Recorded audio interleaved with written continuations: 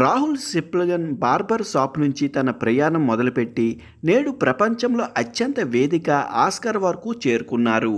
1989 August 22న Hyderabad పాత బస్తీలో జన్మించారు రాహుల్. స్కూల్ నుంచి తిరిగి రాగానే గిన్నెలపై కర్రలతో వాయిస్తూ ఫోక్ సాంగ్స్ పాడేవాడట.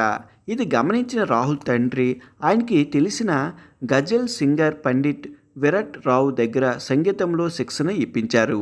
ఒకవైపు సంగీతం నేర్చుకుంటూనే తండ్రికి బార్బర్ షాప్లో సాయం చేసేవాడు. సుమారు 7 సంవత్సరాల పాటు శిక్షణ తీసుకొని గజల్స్పై పట్టు సాధించాడు. ఆ సమయంలోనే కోరస్ పాడే అవకాశాలు తలుపు తట్టాయి. ఈ నేపథ్యంలోనే తొలిసారి Naga Chaitanya debut movie జోస్లో college బుల్లోడా అనే సాంగ్ పాడే అవకాశం వచ్చింది.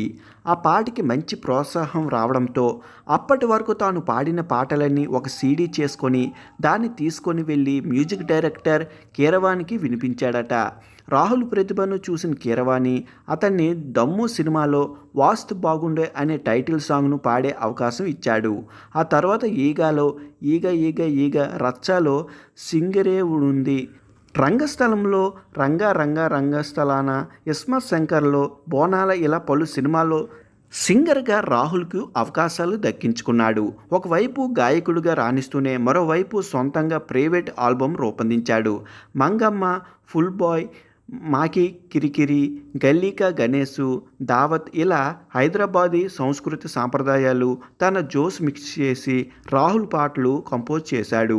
ఇదిలా ఉంటే 2019లో తెలుగు బిగ్ బాస్ సీజన్ 3లో పాల్గొనడంతో రాహుల్ దశ తిరిగిందని చెప్పుకోవచ్చు.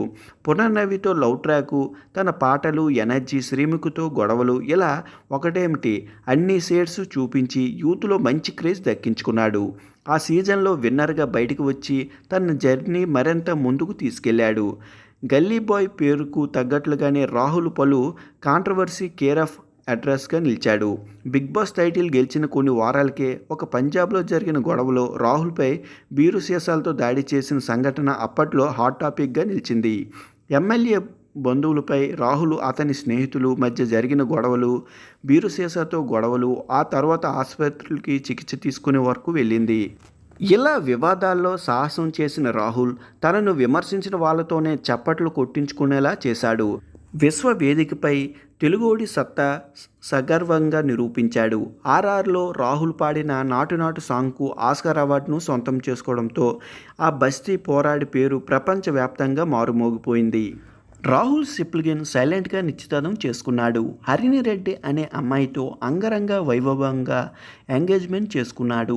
ఈ కార్యక్రమానికి కేవలం తన ఫ్యామిలీతో పాటు క్లోజ్ ఫ్రెండ్స్ మాత్రమే హాజరయ్యారు.